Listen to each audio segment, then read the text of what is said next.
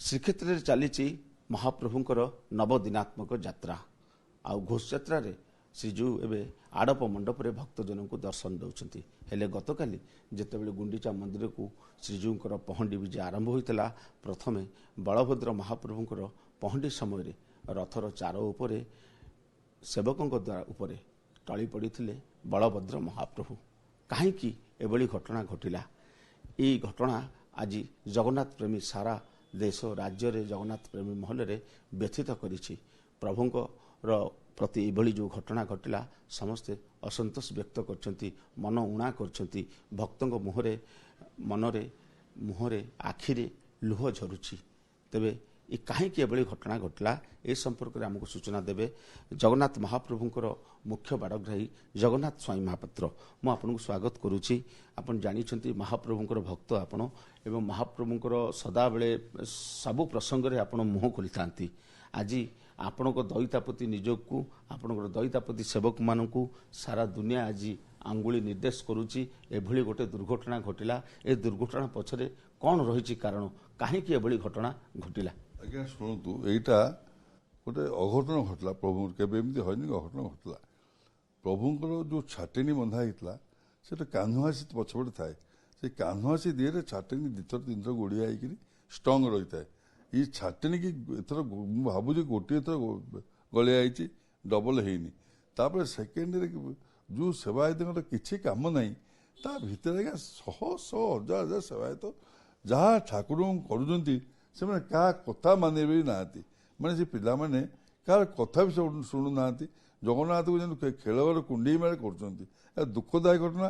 एवं प्रत्येक लोक पिला हाथ में प्रत्येक सेवायत हाथ गोटे गोटे मोबाइल फोन से मोबाइल सेल्फी कौन कौन नौ बाहर पठाऊँ यहीटे सब काल कला जो छाटनी भगवान जोड़े छाटनी बंधाए गोटे मुंड छाटनी बंधाए और गोटे डोर बंधाए अंटा डोर बंधाए उभय उभय को कंट्रोल कर छाटनी पछक भिड़ डोर आग को भिड़ ये छाटनी खसीगला भगवान कौन कले बालांस हटिगला बालांस हटिगला जगन्नाथ बलभद्र पड़गले पड़े कि चारे पड़ी ना सत्य कथा यहाँ सेवायत ऊपर पड़गले बहुत सेवायत एंजॉय होती प्रभु प्रभु उठी दिगला किसी असुविधा है कौन क्षय क्षति है श्रीरंग में कौन असुविधा है प्रभु को उठे दिगला। यहीटा को आगामी दिन में जो पहंडी हम आईडी कार्ड करा पड़ो जहाँ सेवायत आईडी कार्ड रही जगन्नाथ पहंडी करें बलभद्र पहंडी करें आईडी कार्ड ना पुणी जो था से हम एम विशृंखलित होती कौन श्रृंखलित सेवायत रखुना एकु मारे ताकू धर एवं धक्का संख्या निज निज भितर एत अशांति होगले दुख लगुच बहुत दुख लगुच। आपण भी जमीका बाड़ग्राही अच्छा जगन्नाथ महाप्रभु सेमती बलभद्र महाप्रभु बाड़ग्राही अच्छी सुभद्रा बाड़ग्राही अच्छा तो एम निर्देश क्रमे जेहेतु एम नियंत्रण रहा कथा रथ परिचालना पहंडी परिचालना हूँ आपण हाथ में न्यस्त अच्छी। आज्ञा मो कथा मु जगन्नाथ बाड़ग्राही आम पिला माने जगन्नाथ बाड़ग्राही और जगन्नाथ रथ कौन विशृंखला श्रृंखलित सब अच्छी प्रत्येक रथ श्रृंखलित अच्छी एमाने जो जिनस होगा तदारख करने दरकार कहीं एमती है जमी आगामी भविष्य जिनस न होए ये दुखदायक घटना सारा दुनिया को खराब देखला किए केते कथा कहली ठाकुर पड़ी ना लोक विश्वास करा दरकार जो ठाकुर चारे पड़ी ना पड़ी सेवायत ऊपर पड़ी प्रभु पुणी उठी चारे पड़े ठाकुर क्षति होता ठाकुर श्रीरंग क्षति होता।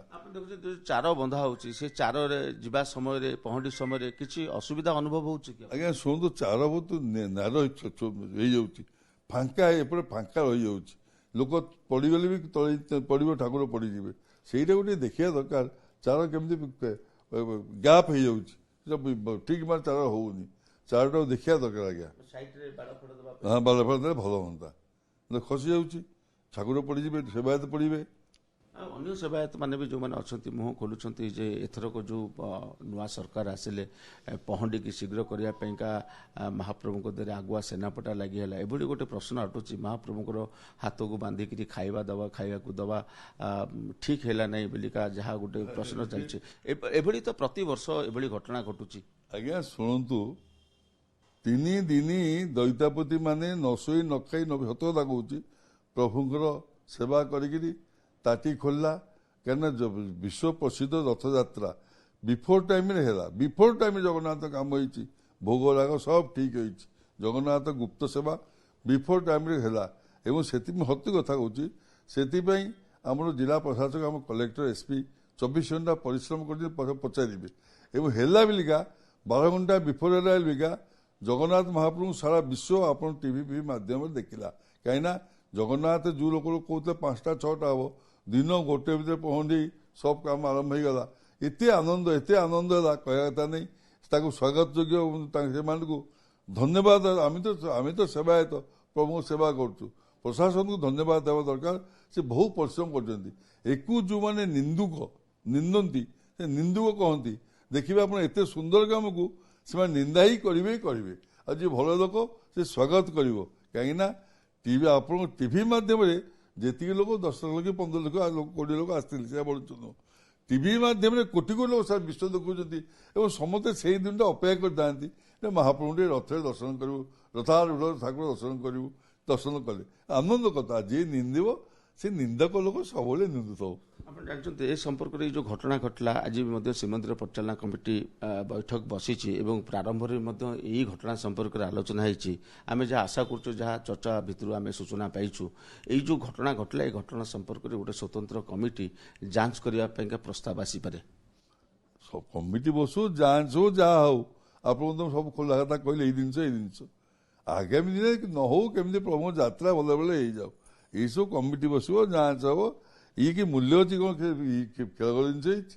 କିଛି ଲାଭ ନାହିଁ। କିଛି ଛାଟେଣି ଖୋଲିଲା, ଜଗନ୍ନାଥ ହେଲେ ସେବାୟତ ମାନେ ଭିଡ଼ିଲେ। ସେ ଯେଉଁ ଆଗାମୀ ଦିନରେ ଯେତେ କମ୍ ସେବାୟତ ରହିବେ, ଯାହାର ଡ୍ୟୁଟି ମହାପ୍ରଭୁଙ୍କ ପାଖେ ସେବା କରିବା ଡ୍ୟୁଟି ଅଛି, ସେତିକି ଲୋକ ଲାଗିକିରି ପହଞ୍ଚି ହଉ ଠିକ୍ ବା ହବ। ସିଏ କମିଟି ଏସବୁ ମୁଁ ପସନ୍ଦ କରି ଜାଣିନି। ରତ୍ନଭଣ୍ଡାର ବି ମଧ୍ୟ ଖୋଲିବା ନେଇକି 14 ତାରିଖରୁ ଖୋଲିବା ନେଇକି ଆଜି ମଧ୍ୟ ସେ ସମ୍ପର୍କରେ ଏସ୍ଓପି ସମ୍ପର୍କରେ ଆଲୋଚନା ହେଉଛି। ରାଜ୍ୟ ସରକାରଙ୍କୁ ଶ୍ରୀମନ୍ଦିର ପରିଚାଳନା କମିଟି ହସ୍ତାନ୍ତର କରିବ। ପରେ ରାଜ୍ୟ ସରକାରଙ୍କ ସଂକେତ ଆସିଲା ପରେ 14 ତାରିଖରେ ଖୋଲାଯିବ ବୋଲିକା ଯାହା ଆଶା କରାଯାଉଛି। ଆଜ୍ଞା ଶୁଣନ୍ତୁ, ଏଇ କଥା ମୁଁ ଦୀର୍ଘ ବର୍ଷ ଧରି କହି ଆସୁଛି, ରତ୍ନଭଣ୍ଡାର ଖୋଲାଯାଉ। ଗଣତି ପ୍ରଭୁଙ୍କର ଜିନିଷ ଅଛି। ପ୍ରଭୁ ଏଇ ମୋ କଥା, ପ୍ରଭୁ ଟିକେ ତାକୁ ତାଙ୍କ ଧିଏରେ ମହାପ୍ରଭୁ ଲଗାନ୍ତୁ। ତାଙ୍କର ଯେଉଁ ଜିନିଷ ଗୋଟିଏ ସେଟ୍ରେ ପ୍ରଭୁ ଚଳୁଛନ୍ତି, ସେଇଟା ଜାନି ଯାତ୍ରାରେ ବହୁତ ଦୁଃଖଦାୟୀ ଘଟଣା। ମୋହନ ମାଝୀଙ୍କ ସମୟରେ ଭଲ ମାନେ ପ୍ରଭୁ 3-4ଟା ସେଟ୍ ପିନ୍ଧନ୍ତୁ ଆଉ ସବୁ ଲୋକ ଦେଖିବେ, ବିଶ୍ୱବାସୀ ଦେଖିବେ ଯେ ପ୍ରଭୁଙ୍କର କେମିତି ସୁନ୍ଦର ଚେହେରା। ଆମ ଜଗତନାଥ ଜଗନ୍ନାଥ, ତାଙ୍କର ଠାକୁର କିଏ ନାହାନ୍ତି। ଏଇ ବିଜେପି ସରକାର କରନ୍ତୁ, ନାଁ ନେବେ ଇତିହାସକୁ। ସରକାର ସବୁବେଳେ ଅଛନ୍ତି ରହିଛି, ଏଇଟା ବଡ଼ ଜିନିଷ ନୁହଁ। ନାଁ ନେବେ ଯେ ଅମୁକ ସରକାର ସମୟରେ ମହାପ୍ରଭୁଙ୍କର ଗହଣା ଘାଣ୍ଟି ଗଣତି ହେଇଥିଲା ଏବଂ ପ୍ରଭୁଙ୍କର 3ଟା ସେଟ୍ ମାଳି ଫାଳି ହେଇଥିଲା। ଜଗନ୍ନାଥ ମହାପ୍ରଭୁ ଆମର ପିନ୍ଧିଥିଲେ। ଆମ କାଳିଆ ଠାକୁର 4.5 କୋଟି ଓଡ଼ିଆଙ୍କର ଜୀବନ ସିଏ ଏବଂ ପ୍ରଭୁଙ୍କ ଯେଉଁ ଆମେ ଆଜି ସବୁଠି ବିଶ୍ୱ ଦରବାରରେ ମୋଦି କହୁଛନ୍ତି, ନରେନ୍ଦ୍ର ମୋଦି ଜୟ ଜଗନ୍ନାଥ କହୁଛନ୍ତି। ୟାଠୁ ଗୋଟେ ବଡ଼ ଜିନିଷ କିଛି ଅଛି ଆପଣ କହୁନାହାନ୍ତି। ଆପଣ ଶୁଣୁଥିଲେ ଜଗନ୍ନାଥ ସ୍ୱାଇଁ ମହାପ୍ରଭୁଙ୍କର ପ୍ରତିକ୍ରିୟା ରଖୁଥିଲେ ଯେ ଯେଉଁଭଳି ଭାବରେ ଘଟଣା ଘଟିଲା, ଇଏ ଗୋଟେ ଅଘଟଣ। ତ ଯାହା ବି ହେଉନା କାହିଁକି, ଆଗକୁ ଏଭଳି ଅଘଟଣ କିଭଳି ଭାବରେ ନ ଘଟିବ ସେ ନେଇକି ଶ୍ରୀମନ୍ଦିର ପ୍ରଶାସନ ପକ୍ଷରୁ ତତ୍ପରତା ପ୍ରକାଶ କରିବାର ଆବଶ୍ୟକତା ରହିଛି। ଅନ୍ୟପଟେ ଶ୍ରୀମନ୍ଦିରର ରତ୍ନଭଣ୍ଡାର ଖୋଲିବା ପାଇଁକା ସେ ପୂର୍ବରୁ ଯେଉଁ ସୂଚନା ଦେଇଥିଲେ ବାହା ରତ୍ନଭଣ୍ଡାର ଗଣତି କରିବା ପାଇଁକା, ଆଗକୁ ଏବେକାର ଯେଉଁ ଭାରତୀୟ ଜନତା ପାର୍ଟି ସରକାର ତ କିଭଳି ଭାବରେ ମହାପ୍ରଭୁଙ୍କୁ ନୂଆ ଗହଣା ପିନ୍ଧୁ, ନୂଆ ମହାପ୍ରଭୁଙ୍କର ଗହଣା ସବୁ ଶ୍ରୀଅଙ୍ଗରେ ଲାଗି ହେଉ ଏବଂ ସରକାରଙ୍କର ନାଁ ହେଉ, ପ୍ରଧାନମନ୍ତ୍ରୀଙ୍କର ବି ମଧ୍ୟ ସୁଖ୍ୟାତି ଲାଭ କରୁ, ଏହା ହିଁ ସୂଚନା ଦେଇଛନ୍ତି ଜଗନ୍ନାଥ ମହାପ୍ରଭୁଙ୍କର ମୁଖ୍ୟ ବାଡ଼ଗ୍ରାହୀ ଜଗନ୍ନାଥ ସ୍ୱାଇଁ ମହାପାତ୍ର। ପୁରୀରୁ କ୍ୟାମେରା ପର୍ସନ ସୋମନାଥଙ୍କ ସହ ପ୍ରଦୀପ ମହାନ୍ତି, OTV।